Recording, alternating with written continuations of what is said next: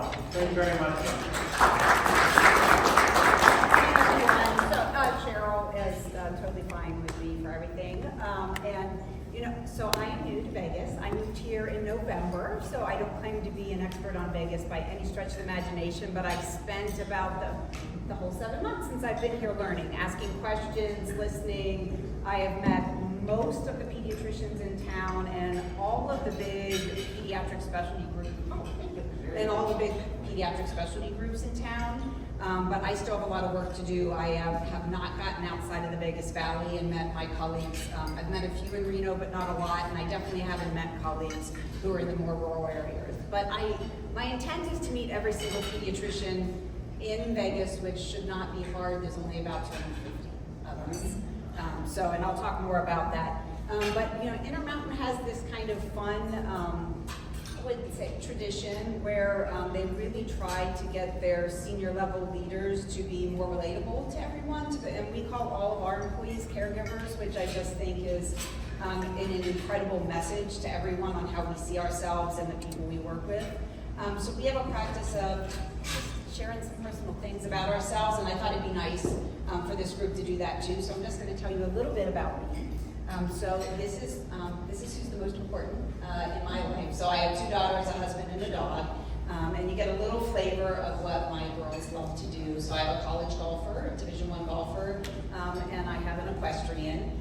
And then I have, maybe the dog might be the biggest love of our life, and probably some of you know that. I grew up in a little town in Ohio on the Ohio River. Growing up, there were 3 steel mills there. My dad was a doctor, my mom was a nurse. The population was about 40,000, and it's about 15,000 now. So I know what it's like to grow up somewhere that was kind of booming economically and then wasn't. That was very hard to go through for the town and for the families who were there. We were right on the border of Appalachia, and I thought it was a fabulous childhood. It was mostly a Catholic Italian community, which resonates a lot in Las Vegas. I have met more Italians here than I ever did in Seattle, and it feels like home to me. I love it. And I do have mafia roots, and that actually kind of feels like home here too. So that's been fabulous. So just a little bit about me. I did find a love for caring for people and medicine from my parents. I grew up playing in my dad's medical office. So for me, it was fun. Medicine was fun, taking care of people was fun, and it just felt like home. And really is what gave me a passion to go into it. And I pick kids because there's the most opportunity for kids. So by the time we're 12, most of us have developed all of our health habits, including already experimenting with drugs, tobacco, alcohol. So most of us by 12 really have formed a big part of who we are going to be as adults, which gives us incredible opportunity when we work with kids. So there is no bigger impact we can make on a community than investing in the health of our kids. And I'll talk to you a little bit about where we are right now and where we could be together. So this is the current state. There was more data, but I tried to really summarize the current state of pediatric health in Nevada, and most of the kids in Nevada are in the Las Vegas Valley. There's about 520,000 kids. Here, about 700,000 total. The other big population is right around Reno. And you can see we are the largest metropolitan area without a freestanding children's hospital. The next closest is Raleigh, North Carolina. We're 29th, they're 41st, I believe, if I. So we could support a freestanding children's hospital.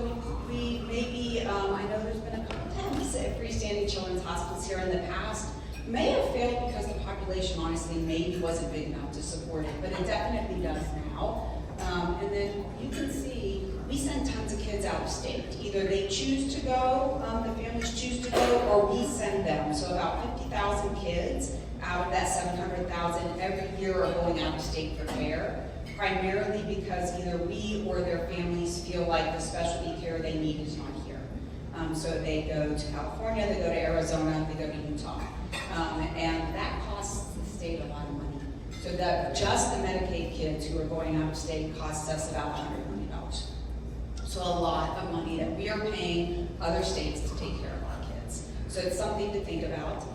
And for all of you who are business leaders and you really you don't interface with kids, except maybe your own kids and grandkids on a regular basis, remember these kids are who we want to grow up to stay in this state, work in this state, staff our hospitals, staff our casinos, staff our restaurants. It is vital for all of us to invest in kids, in our communities, for Nevada to continue to grow and thrive. So I really want you to think about that. And for those of you who have your own businesses who are employers, think about what you spend on healthcare.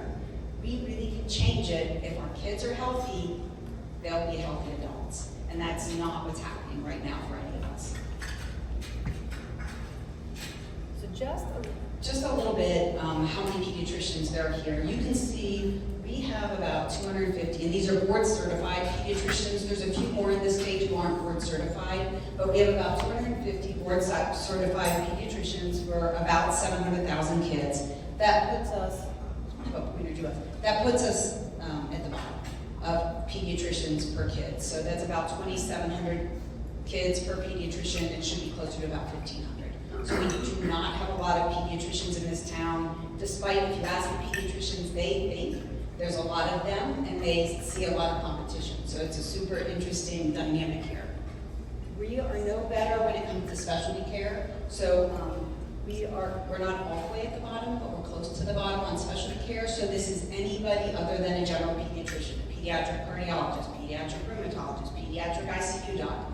Any of the specialists that you see in your adult life, we have in pediatrics. We don't have very many here. We're not at the very bottom, but we're pretty close to the bottom. And this may be a little hard to see, but everybody in bold, we're in the bottom 10%. A lot of them, we are the bottom, so you can see zeros in some places, so we have absolutely none of those. And then you'll see several with very small single-digit numbers. You will notice the ones that aren't bold, primarily hospital-based, NICU, PICU, anesthesia, and they make money. And I'll talk about that some, about pediatrics. So I did entitle this, that pediatric health is on fire, and that can, my teen girls would say, that's fire, and that's really good. That is not the connotation I'm using here. It really is on fire here. I don't know if you guys feel it, but it really is, and it has been a slow burn, and then I believe there's a lot of things that uniquely happened here to come together in Nevada to cause that. I call that the kindling. So this is kind of, how'd we get here? Do you need me to use this to record? Because I think I can just project, because it's going in and out. Yeah. So any of you who have been here for the past 10, 15 years know the population growth here has been incredible. And this is a really nice graph. I don't know who made it, but it's really nice. And you can just see from the 90s till now, it's been unprecedented growth. And that is hard for any industry to keep up with. So no different for the healthcare industry. That's really hard to keep up with. There's no certificate of need requirements in Clark County, which means that anybody can build a hospital anywhere they want. And that's honestly a problem, because if you don't need it, it creates unnecessary competition and really interesting dynamics happen. So usually the stuff that makes money, people build more of, and they don't build more of the other stuff. And that definitely has happened here. There's freestanding urgent cares, freestanding emergency departments, more maternity than we need in this valley. NICU, probably that is not the case. PICU, that's not the case. But there is a lot of healthcare here and in facilities. And facilities cost a lot of money. And honestly, they're in this community in particular, they're here to make money. So they're for-profit healthcare. And I'm not gonna say that Intermountain's not trying to make money either, because we are, right? We need to make money to provide care. But for-profit and non-for-profit are really different systems. We don't pay taxes and we, because of that, are committed and obligated to invest the money we make back in the community. It really does not go in our pockets. It goes into the community. Our executives are some of the lowest paid in healthcare.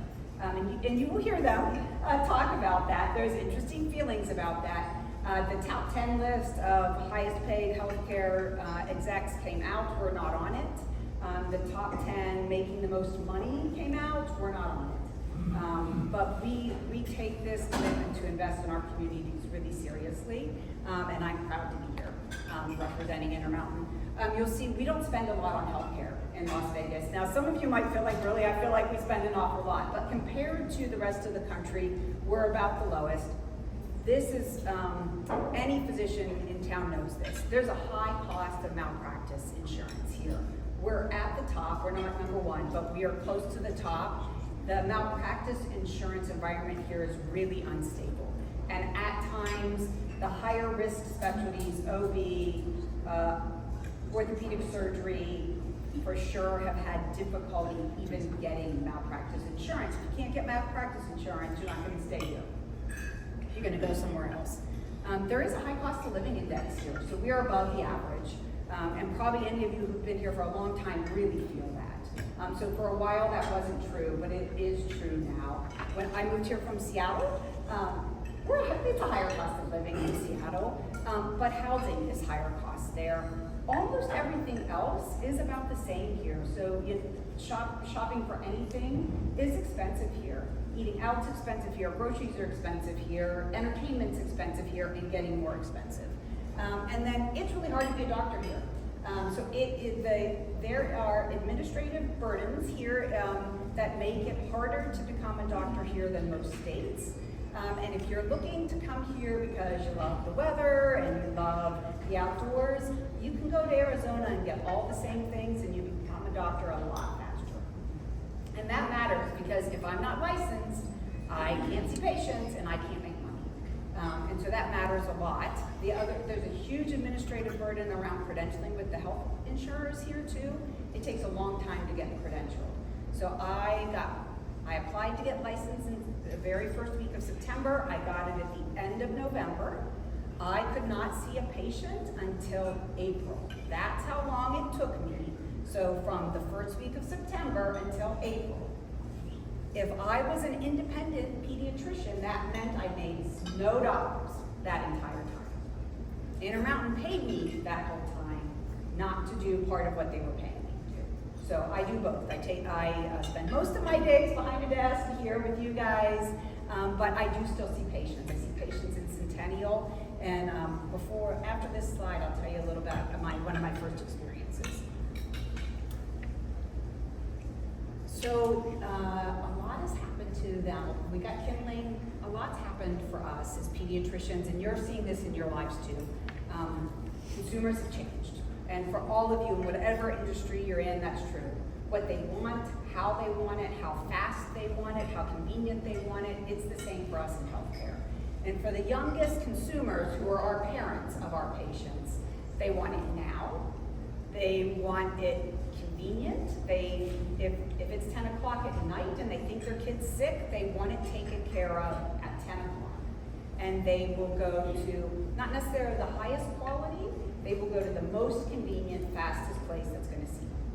Whether they need to go there or not, that's true, and that's just reality, and I don't think we're going to change that. I'm from the birthplace of Amazon, and they really changed that whole culture for us. But that's not all. The other fun thing that's happened is social media, and it has completely changed how people think about healthcare, where they get their information around healthcare, and the expectations they have for us. It's been good.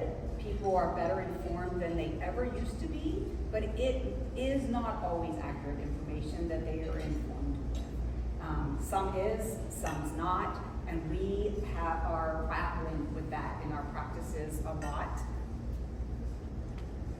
And one of the biggest places we see it is around vaccine hesitancy, which is bread and butter for us in pediatrics. Immunizations save lives. They've saved millions and millions and millions of lives. Nobody believes it anymore. They think they are more risky than they are saving. So that all happened from social media. That's not all. You guys know this. Tons of private equity. People don't want to go into pediatrics. We're at the bottom. We get paid the least. And the cost of everything else is going up. Our graduates, most of them are coming out of training with $100,000 loan debt. While we're in residency, we make $40,000, $50,000 a year. And so they come out with a huge burden. They're not picking pediatrics to pay that much off. Tariffs, we're all worried about them just like you are. It's made the cost of medicine go up, and it just goes on and on. We're worried about the Medicare cuts. I don't know if you know, but the way pediatric residencies are funded through something called HCGME, which there's federal dollars to train pediatricians, that's on the cutting board right now. So it's a tough time to be in pediatrics. So I told you guys that I've been out talking to everybody, but I'll tell you first just a little bit about my first experience. So I came from Seattle. I was in a teaching clinic there. I had 24 pediatric residents in my clinic, and I had a pediatric social worker, a psychiatrist, a therapist, and somebody we called a health navigator, but somebody who helps people navigate the health system because it's complicated. I came here, I got to practice, I had front desk staff, and I had an MA. And I saw my first patient. She was 13, came in with her mom, 250, 275 pounds, coming for emergency department follow-up. Was seen at a local emergency department for wheezing. She had never wheezed before, but her mom was actually a respiratory therapist, and she's like, she didn't look good. She had a pulse ox at home so she could measure her oxygen at home. It was in the 80s. Not great, low 80s. Took her to the emergency department. She got care there. They stabilized her, gave her care, sent her home. Follow up with your pediatrician. They came the next day. I had nothing. So I had mom as my person to provide me all of the information of what happened in that hospital. So I didn't have any records from the hospital. I had mom, fortunately, who's a respiratory therapist, so more knowledgeable than many, to tell me what happened. Did they give your daughter any medicine? Yeah, what was it? Well, it was nebulized. Okay, I could guess what that was. Did they, anything else? Oh, some medicine through an IV. What was it? Maybe a steroid, I think. Did they do anything else? Yeah, they took blood. They did an X-ray. All really appropriate care. What that show? I don't know. They didn't tell me, they just said everything was okay. What that X-ray show? I don't know, they just told me everything was okay. So, interesting, right? You can see where I'm going with this. That's hard to practice medicine and have zero information. But I have the patient in front of me, so that's helpful, right? So I examine her. She's not answering any of the questions. Her mom's answering them. And at first I just thought she was shy. But she wasn't shy. She couldn't answer the questions because she couldn't. So though she was sitting there, not distressed, when I listened to her, no air is moving in her lungs at all. So now I'm really like, well, what did they give her? Because I need to do something now too. And she does well. We make a plan, I give her breathing treatments, we give her steroids, everything's okay with her asthma. I ask them to come back in a week, give mom instructions to call me if things don't get better. They come back in a week, she's better, she's not perfect, and then mom's like, well, she did go, I was like, gosh, maybe allergies. She did go to the allergist. Did I have notes from the allergist? No. What did the allergist do? He did testing. What kind of testing? I don't know. They said she was allergic to a couple of things. You can see where I'm going with this. It is hard to practice medicine here. It's fragmented, and you'll hear this was one of the top complaints. Really fragmented and highly competitive environment. And that is common in adult care. It is not common in pediatric care. We usually don't experience that. We really honestly are usually a very collaborative bunch. There's tons of kids. We feel like there's plenty to go around. And we kind of stay our territory. And we all kind of just honor that. So if I'm in Centennial and I have a kind of a radius, somebody doesn't put a practice right by me. They go 5 miles down the road and they put a practice there, and it works for all of us. That's not the case here at all. So most people have put their practices in the higher income communities, so in Henderson and Summerlin. There's not, and then way back when, closer to Sunrise Hospital, Children's Hospital. So before the change and the exodus from that area, right, there were a lot of working class families who lived around there, and it was a good place to practice pediatrics. That's changed a lot. But you can see really poor access to specialty care, communication gaps. The specialists don't talk to us, we don't talk to them. We don't send them stuff, they don't send us stuff. The hospitals don't send us stuff.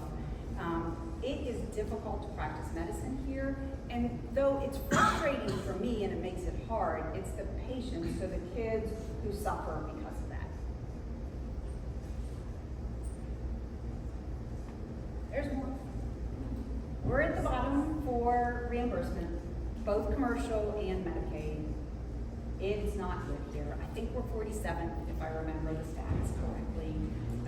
People will try and tell you differently. Private insurers will try and tell you differently. The state will try and tell you differently. But independent sources will put us at 47th. And to tell you what that's like, that girl who came in to see me for asthma, who I spent about 45 minutes with, I did interventions, I got about $74 for that. And think about what you spend $74 on. And that's to pay me, my front desk staff, my medical assistant, the cost of the building, the medication I gave her, $74. We're at the bottom. Vaccine cost is ridiculous. We don't get reimbursed what we pay for the vaccines. We spend $20,000, $30,000, $40,000 a month on vaccine. We have to buy it, we stock it, we make guesses on who's gonna take it. If they don't, we eat it. If it expires, we eat it, and we don't get reimbursed what we pay for. This is not news to you guys. This is true in all of your industries. Labor costs are increasing, IT costs are increasing, supplies are increasing. Independent practices, in particular pediatricians, which there are the majority of pediatricians here are in independent practices, which actually is a good thing I'll talk to you guys about later. No ability to influence the rates that they get, so what they're paid. Medicaid just tells us what we're paid. If you're savvy, you have a little ability to negotiate there. Commercial insurers just tell us. Big systems can negotiate. Independent practice, they're handed a contract and said, take it or leave it, pretty much. And they have to take it. They need it.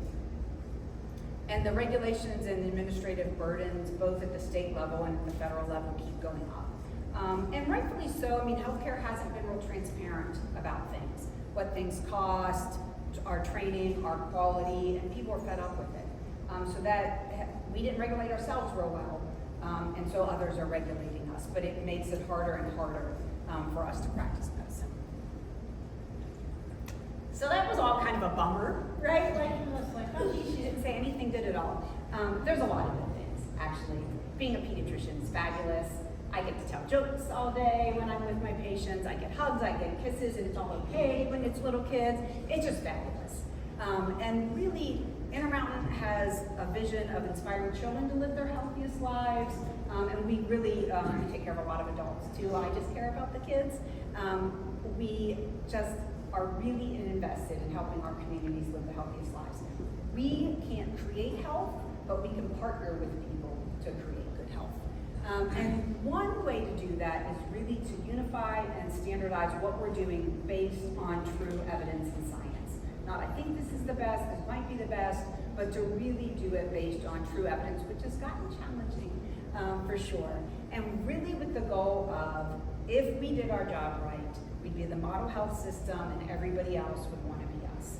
That's the goal, and that's the goal here for kids in Nevada, and I honestly believe this environment's the perfect place to do it.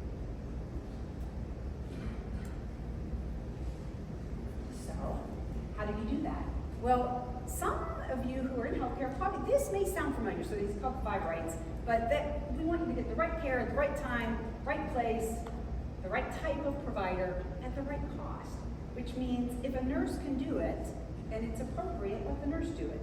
If the pediatrician needs to do it, let the pediatrician need to do it. If a cardiothoracic surgery is is what you need, let the cardiothoracic surgeon do it. But to really keep it at the right location and as much as we can out of facilities. They're really expensive and they're not the safest place to be. So we cause harm to people every day in hospitals. It's much better to not be. And that's where I would like to keep everybody's kids, everybody's grandkids, not in the hospital. So how are we going to do this? Well, we need to build collegiality among the healthcare community, and I'm most focused on the kids, so I run the pediatric healthcare community and trust. That takes a lot of one-on-one, personal, sitting down, having conversations, which is what I have started doing and what my colleagues have started doing, spending time in the community, investing in the community, giving out grants, having coffee. I've had a lot of coffee and I've had a lot of dinners. And I have gotten to actually go to a lot of the great places in Vegas already, taking out my colleagues and just saying, tell me what it's like here. Tell me what you need. Tell me how I can help. And that's really, my view of leadership is really to be a servant leader. What's going well and what can I do to make sure that keeps going well? What are your challenges? How can I help with those? How can I get you resource so your job's easier? How can I remove barriers so that your job's easier? Shared services. If the Pediatricians united, we actually could get stuff a little cheaper together. So one private practice is 8 to 10 people. It costs X to get supplies. But if 100 of us went after those supplies together, we could get them cheaper. And we can do that. And I'll talk to you, that's one of the last things I'll talk about is how can we do that together. Our pediatricians need lots of education around VBC as value-based contracting, but contracting in ways other than you get paid for the thing you did, which is called fee-for-service. You come in, you see me, I get paid for that. We are incentivized for you to come and see us in a place and that costs. That always costs more, and we're incentivized that you have to see the doctor because none of the other people can bill for their services. The doctor can. So that's what happens. And then coordinating, especially in this environment when we have tons of independent practices, tons of independent specialty, and lots of health facilities providing care for kids, we have got to get better at communication and coordination.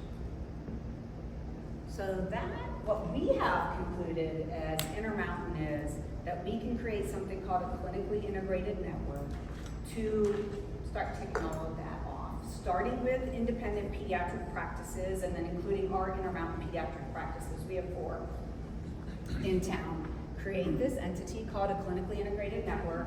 They're a legal entity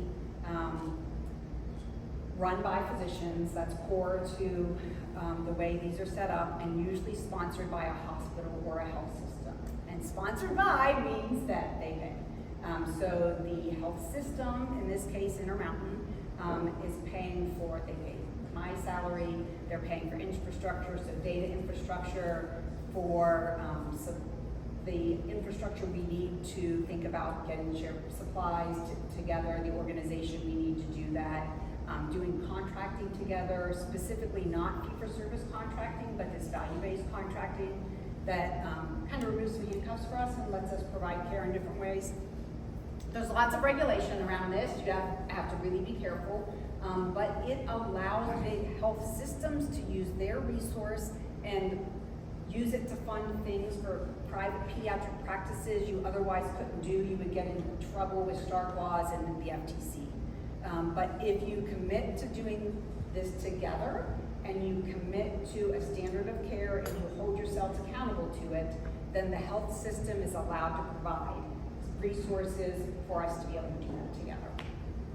We launched in May, and we launched with we're doing this, so we exist as a legal entity. We invited all the pediatric practices to an event in May. The participation agreements went out in the very last day of May, and they are starting to come back, which is super exciting. So people have signed already to join us, which is super, super exciting. I have 4 of the biggest practices in town have agreed to be on a board with us, which means they're going to give their time and energy to help us build this together. And I hope my goal is by the end of this year to have a critical mass of pediatric practices that we really will start operating together next year. We have lots of colleagues who are already doing this to guide us, which is really, really nice. So you will see everywhere there's a big children's hospital in the US, there's a pediatric clinically integrated network. They're having a lot of success in improving the quality of care for kids, improving the cost of care, which is a really big deal, and the patients and families are having better experiences, as are those of us who are taking care of them. I'm lucky I belong to a learning collaborative with all of these people through the Children's Hospital Association. I see all these people twice a year, and we get together, and we are not competitors, and so it's really nice. We talk about what are you doing, what's working, what's not working, how can you do this, what can we do together? So it's just a fabulous group of individuals. So why do I think this is going to work? we can address a lot of the big pain points. So we really can address the fragmentation. We really should collectively be able to influence reimbursement. And we really should be able to, compete probably is the right word, but there's a lot of these competitors kind of disrupting care. I don't know if you guys have seen Dr. Rue, but you can just order Dr. Rue, you can ask them to come to your home and see you, and for a quick little thing that might be fine for a sore throat, an earache, but it's not great if you have chronic medical conditions and Dr. Rue has no idea what those are. So there's a lot of disruptors like that in the market that we need to use at the appropriate times, but be available collectively when it's not. We definitely need to work on quality here together, and we have to manage the cost of healthcare. We're going to bankrupt both this state and the country.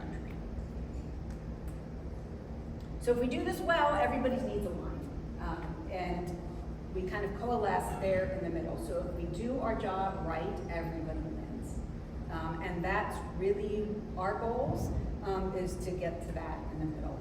It'll take some time. It's probably a 3 to 5 year journey for us to see big changes and improvement, but we are committed to doing it, and that's pretty nice timing because that's about when the hospital should be built. Just so you wonder, the types of things that clinically integrated networks are legally allowed to do with parameters. Here's like a sampling. The stuff I love the most is over on this side.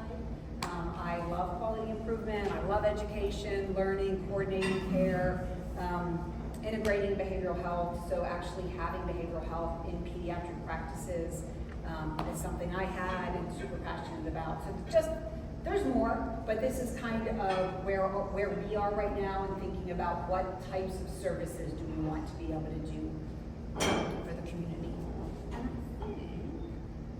And then this is a little esoteric, but this is how I think about children's health. So right now, about 6% of kids spend 40% of our healthcare dollars in pediatrics, and that is like a blip compared to what we spend on adults. So I'll tell you, I think we're about 18% of healthcare spending overall. So 18%.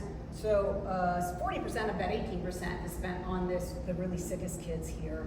The next 40% is spent on these 20% of kids. These are kids who maybe have a couple chronic health conditions, asthma, allergies, maybe a little depression, and then medically, the majority of kids are healthy. They don't have any chronic medical condition. It doesn't mean that they have good health, but from a medical standpoint, they're healthy. And we only spend about 20% of our dollars on these kids here, even though it's the majority of kids. So when I think about care, I think all of this care to about here, this should all be in the community. And whether it's in community health, truly in the community, us just giving out life jackets, giving out helmets out to everybody, doing public service announcements, helping parents know, oh gosh, maybe my kid is talking. Gosh, they're 2 and they aren't really talking. Maybe that's a problem. Just creating awareness like that. You see me in my office and I screen for all these things that I know could happen. That's not happening in pediatric care now. There are guidelines we're supposed to be following, set by our academy. They are not being followed in this community. They're called Bright Futures. It's 38 guidelines we're supposed to follow from 0 to 21. They are not being done in this community. So if your kids grew up here and got care here, they did not get the standard of care they should have. But we can do it. There's kids who are at higher risk. I know if you have a chronic health condition, you're at higher risk for other things. So if you have attention deficit hyperactivity disorder, you're at higher risk for anxiety. You're at higher risk for depression. I know that. I should be screening for it, looking for it. I shouldn't wait till there'll be a crisis for mom or dad to say we need help. We should be able to treat tons of kids in primary care. We don't right now. Our pediatricians see a patient every 5 to 10 minutes. So think about that. Every 5 to 10 minutes. I have a pediatrician in my practice seeing 60 kids a day on average.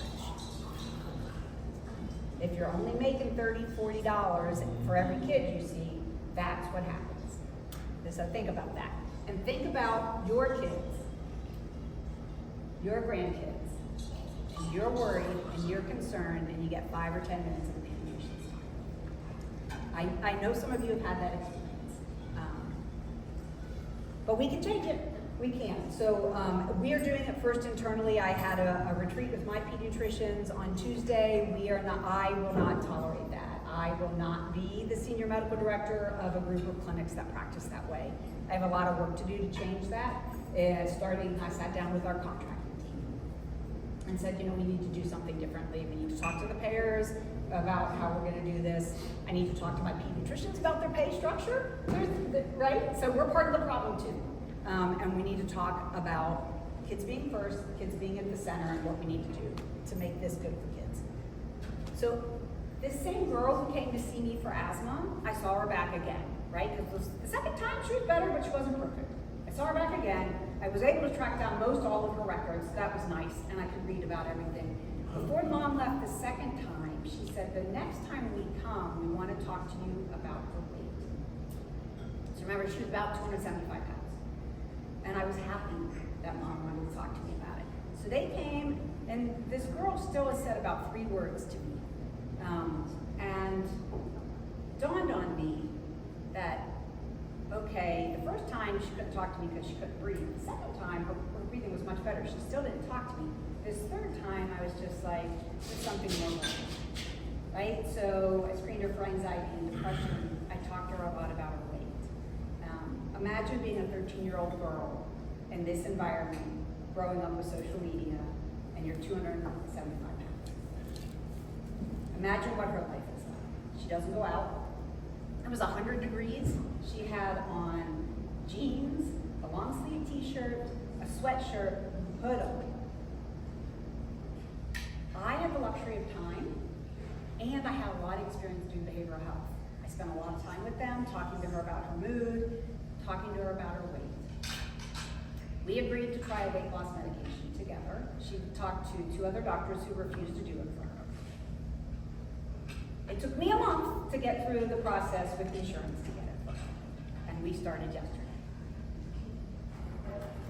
Yeah, but behavioral health is probably, so weight is a huge component of this, but her behavioral health matters a lot too. Where I was, this is what I had. I was home for this family. They came to see me, they trusted me, they talked to me about their care. I had somebody called a behavioral health manager who helped me sort out, hey, is it safe for them to stay here? Do they need a psychiatrist? Can I see them? Can I do this? Can you do this? She's a therapist. Then we had this model. I had a psychiatrist, a therapist, me, and we kept track of everything in a registry. This is called collaborative care. I could do this in my practice here. I don't, because we can't pay these people right now to do it. But this is what she deserves, and this is what we can do. If we did things well, this is what a continuum of care can look like. And we, as the Children's Hospital, experts in children's health, can do the coordination and the education, but we don't provide all the care. This is all done by other people in the communities. Some of this is us. Some of this is us. But all of this is done with collaborating and partnering with other people in the community. We are not going to come in and be the answer for children's health here. So we want partners, collaborators, because we're in this together. So that is almost all, but I bet you guys want to know a little bit about the hospital, because that maybe is the most exciting thing. So a quick update for you guys. I sit on the steering committee for the hospital. We meet every couple of weeks as a steering committee. We have 3-day design events. They're super cool. Anybody and everybody who has any influence is touched by the hospital internally. Facilities, lab, rad, pharmacy, nursing, doctors, everybody, we come together for 3-day sessions once a month, run by our architects to design the hospital together. This is by IKEA. So it's on UNLV research land, right by the IKEA off of 215.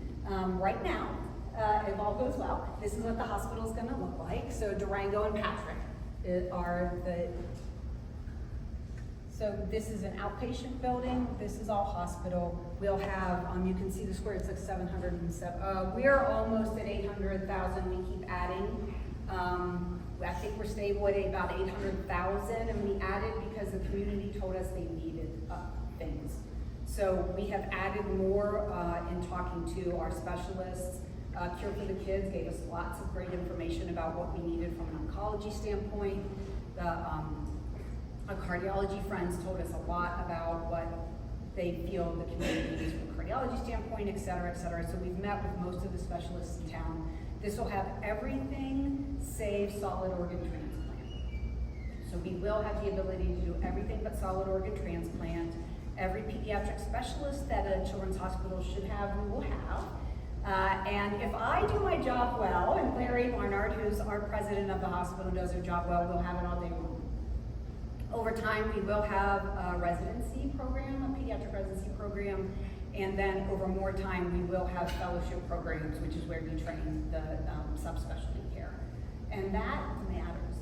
Those people almost always stay in the community they train in. So if we want to have good specialty care here, good pediatricians here, we've got to train them. Right now, UNLV's program trains 14 a year. Not nearly enough. So we don't want to put them out of business. We want them to keep training their 14 a year, and we want to train more. And we want to support Truro, UNLV, and Roseman. We all need to be in this together to support people to go into pediatrics, and then to go into pediatric specialty. And then keep them here. And a big part of keeping them here is having a world-class children's hospital. Top to bottom, we'll just do kids. That's all we'll do. We'll be experts in the lab on kids, we'll be experts in radiology on kids, anesthesia experts on kids. All we'll do is kids, and that's really nice. We're not distracted by the sick adults. Because the sick adults always win in the adult facilities. They do. Our colleagues at Sunrise and UMC and Summerlin who take care of kids, they do a good job taking care of kids. They have a lot of distractions from taking care of kids, and we don't. And it does put us in a different position to be able to provide world-class care for kids. So this is what we look like. And then if we stay on time, which is a big if, because there's tons of regulation around building, but if we stay on time, we want to open by the end of 29. That's really fast. Our colleagues in Boston just built a new hospital. It took them 5 years. Our colleagues in North Carolina, Duke and UNC, are building a children's hospital together. They say 5 to 7 years. We are, we're going to have to really cruise to get this. Nevada knows how to build. Las Vegas knows how to build. It's not the building of the hospital, it's the permitting and the regulations and the coordination that might slow us down. And I think that's it. How do you do on time? Good, we're at 9:30.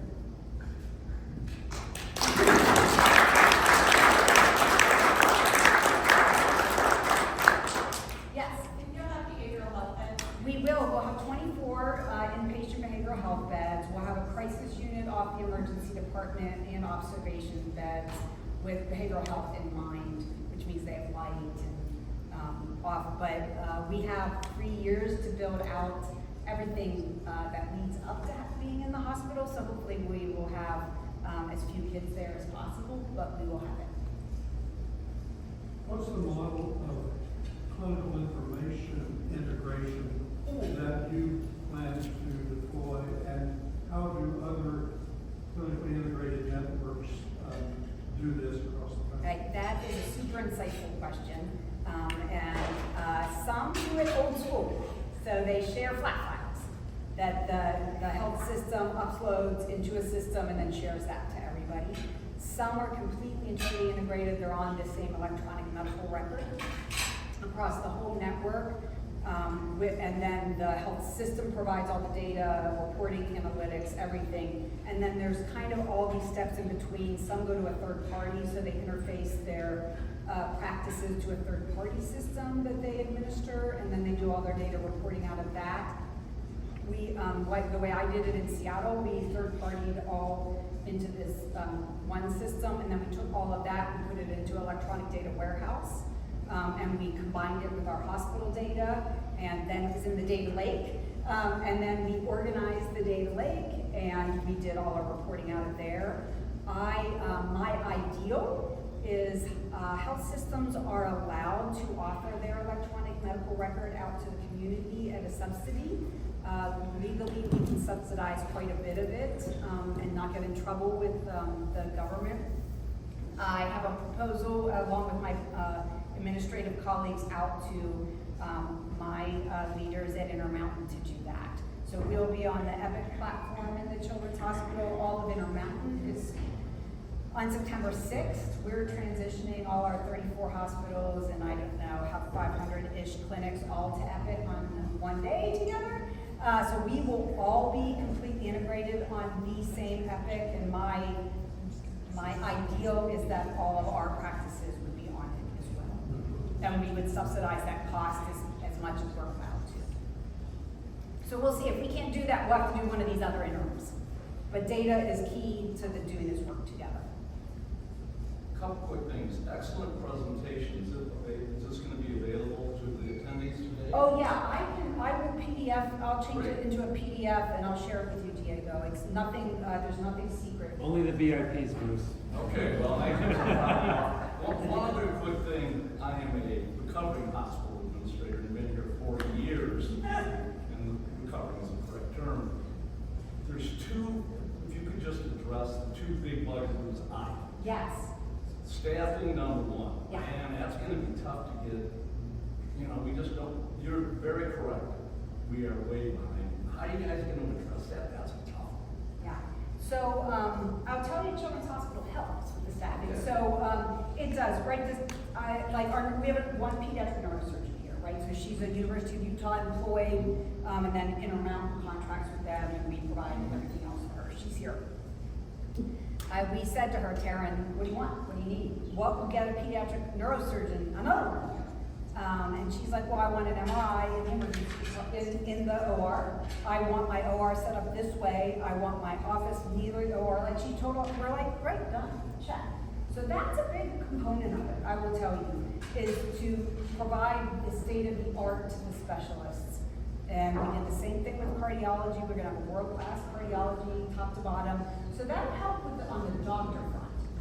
You know, the other thing, of course, is our, which you had mentioned, is the reimbursement with our sanctimonious friends of Culinary and United. I'll tell you how much they love the community, but their rates are just empirically, and they're just such virtue signals about how great they are. So your contracting team's going to have fun. Yeah, well, we have United in Seattle. I have a good relationship with them. They did both Medicaid and commercial in Seattle. My commercial United patients in Seattle, I got 3 to 5 times what they pay me here. Yes. Same care, same training. So why is that okay? Was I paid too much there? I might have been, because commercial usually subsidizes Medicaid. And the commercial insurers know that and they're fed up with it, and we'll be honest. In some ways I don't blame them, but it depends on how you think about our obligation to society. But no, I think we need to be brave enough, which is part of why we need to get the pediatricians all to come together to say, you know what? I don't know if anybody from United's here, but screw you. Like, if you're not going to pay me, I'm not going to see your patients. United's everywhere, but your statement's correct. And all of my colleagues are like, well, I can't do that to the kids. And I was like, you are not doing it to the kids. You aren't doing it. We aren't asking for, most of you probably make more money. I will be honest. Most of you probably make more money than we do. Now, we make a nice 6-figure salary, don't get me wrong, but the average pediatrician makes $230,000 a year. I have 12 years of training. And I go to work and take a risk every day that if I don't recognize something, I don't see something, somebody can die. I think $230,000 a year is a reasonable thing to pay. And tons of people here make more than that. I think it's It's okay. I think most of us don't go into pediatrics to be rich. That's not why you pick this profession. But you do want to be fairly compensated. You want to be able to pay your staff. You want to be able to keep your lights on. You want to be able to pay your staff fairly. We don't. Our medical assistants, they're saints. They don't get paid well. Our front desk staff don't get paid well. Intermountain pays better. We're a big system and we can draw from money we get from other places. And we provide we provide tuition. I mean, every one of our caregivers has $5,200 every year to go to school. We have great benefits. We can provide a lot that others can't. But I don't think the answer is for everybody to work for a system. We're expensive. Everything costs more in a system. Yes? Yeah, so just like staffing is a problem. I'm also an independent practitioner, not a pediatrician. We're competing with the casinos. And the casinos start them like almost at $20 with benefits. So imagine. And when like you have one of the, I call them the terrible blues, okay, we're not naming who, when they when they send you a check of $7 and the patient said like paid $40 upfront, what is that gonna pay? For the ink or the paper or the internet or what? We're not even talking about the walls, the malpractice. I mean, another thing, you're gonna build a hospital, much needed, great. But you mentioned something, because the community physicians, okay, pediatrician or not, they're the ones who are gonna feed those patients. And if you wanna keep the cost of care low, like you said, the care has to happen, most of the care has to happen 80% Absolutely. outside the hospital, which means you need coordination of care. Does anybody get reimbursed for coordination of care? There are You're a ways. physician. There are We ways get- to. No, you don't. There are ways to, actually. So we need to, I did it for 8 years in Seattle. We have to get paid differently, Yeah. to be able to coordinate care. There are so these collaborative care codes, so for us in primary care, if you invest in behavioral health, there are ways to get paid for Only behavioral coordination. Behavioral I health. get denied. But there are ways, but it takes my contracting friends who really do have a lot of work cut out for them. But I'll tell you, part of our success in Seattle was I went to every contractor meeting. Because you can't, I think we put our heads in the sand for too long. The clinicians we were like, I just want to be a doctor, I just want to take care of the patients, everybody else can take care of everything else for me. And it just has not worked out real well for us. We need to be equal partners at the table. What Larry can do, and Larry Barnard brings as an administrator with an MBA from Harvard, 15 years experience here in the Vegas Valley doing healthcare administration, I don't have that. It's invaluable, but he doesn't have what I have. We need to do it together. It's a slow roll. I mean, it's 2 years to get a contract executed. Oh, yeah. At a minimum. If they wanna even talk to you. Well, they'll talk Like to you us. said, big companies. I mean, not to sound, but they will. Yeah, they just tell you take it. I can at least get to the table. Yeah, because you're a big institution. Yes. One more thing, value-based care.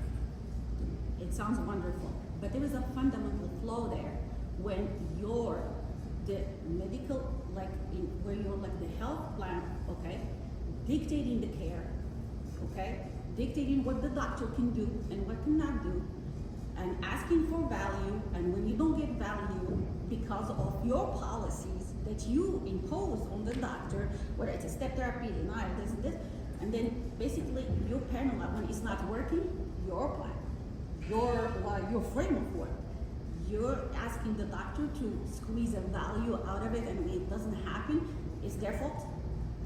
Yeah, so How does that work? My view of that is this. That is because that's how you have no ability to negotiate. If you share in the financial risk with the payers, you have a lot more, you have open ears from the payers. When you're in a system like I am, we can take that risk.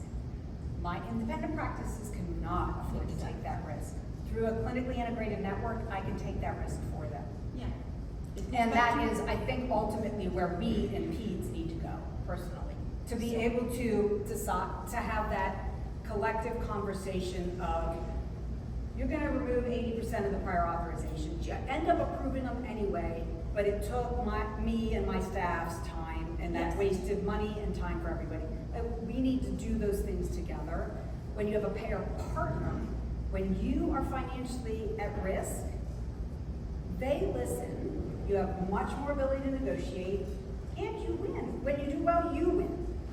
And they win. And that's what we need to do together. Yeah, but but that applies to large groups, like you said. Well, that's why we're gonna put this network together, right? Because then all of our independent practices can benefit from that too. And then we're starting with Pete's primary care, but we can add Pete's specialty care into the network. So that's next. I could only do so much at one time. Can I ask you, how the hospitals who have pediatric facilities, how are they responding to what you're doing? Are they excited about it? Are they going to use it? Are they going to close the offices? What's going to do? Oh, that's an excellent question. Are any of them, do you want to talk about? It's hard. There's a lot of fear, there's a lot of worries, and there's a lot of rumors. I believe that we can partner and collaborate. Kids, we won't be big enough to take care of all the kids, and I don't believe all of the care should be done at our facility. Sunrise has a big, excellent NICU. They have strong pediatric ICU and CICU. There is no reason for us to put anyone out of business, but I do believe we can up everybody's game in the valley. And I do believe there's a certain level of care that should only be done in a pediatric hospital. That's my personal belief. But the other, so UMC, Sunrise, Summerlin to some extent, but mostly oncology is done at Summerlin for us, and pediatrics.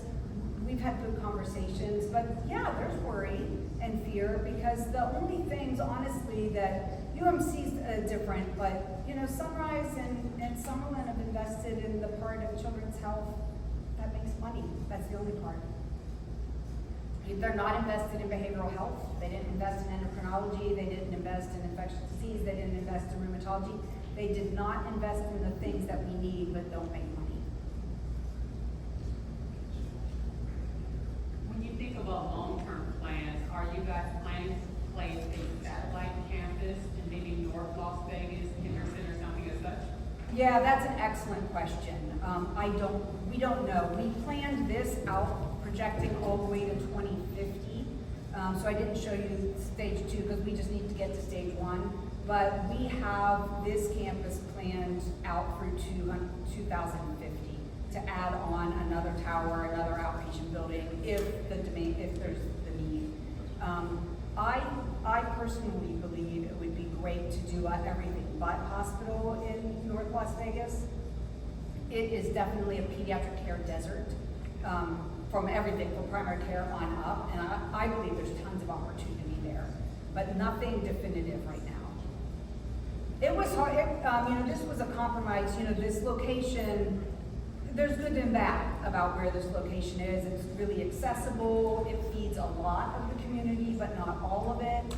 But we needed a big chunk of land, and we wanted it at a good price, and so there was a lot of back and forth on where would be the best place to be located. If you have chosen the right spot, because Commons, which is going opposite you, on that curve is a center of gravity for this town. So it's the right location. Yeah. And I've learned, any of you have built, I've learned so much. I know about wind studies, we did sun studies, I have learned a lot. It's been a really fun experience so far. Any other questions? I don't think I put my contact information, but anybody who wants it, I have my cards. I really am very accessible. My cell phone number is on my card. I am happy to take questions, concerns, worries. Have you thought about? We haven't thought about everything. You guys are super experienced with tons of history, expertise. If they're like, hey, did you think about this? I would love to hear it. Excellent, thank you very much. We fixed the microphone.